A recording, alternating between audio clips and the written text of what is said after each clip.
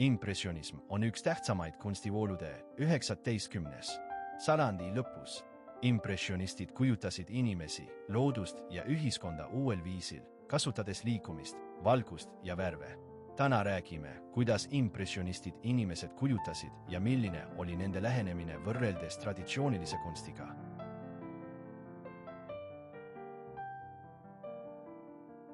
Kuidas kujutasid impressionistid inimesi? Milles nende stiil erineb klassikalistest maalimistavadest?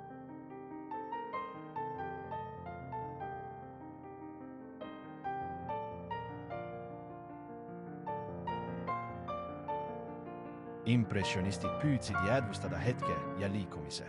Nad ei joonistanud inimesi staatilistes positsioonides, vaid püüdsid näidata neid elus ja liikumises. Nad soovisid jäädvustada elu, nagu see on, mitte idealiseeritud portreid.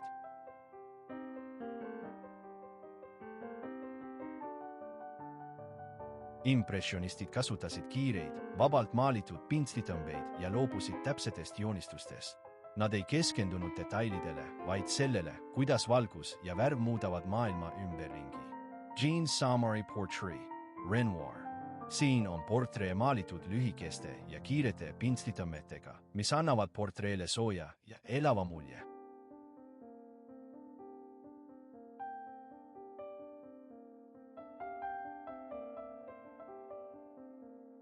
Impressionistid ei püüdnud inimesi täpselt joonistada, vaid kasutasid valgust ja värve. Valguse mäng ja värvitoonid olid olulised, et luua vormi ja tunnetus. Naine päikesevarjuga, Claude Monet on suurepärane näide, kuidas valgus ja värvid muudavad naise kujutise elavaks ja dünaamiliseks, isegi ilma selgete kontuurideta.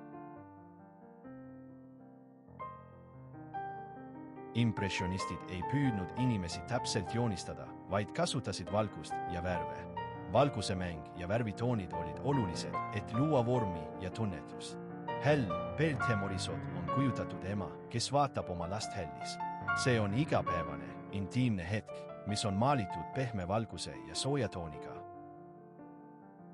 Kokkuvõttes impressionistid muutisid, kuidas inimesi kunstis kujutatakse.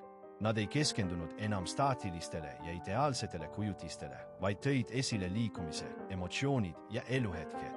See lähenemine mõjutas tugevalt hilisemaid kunstiliike. Aitäh vaatamas!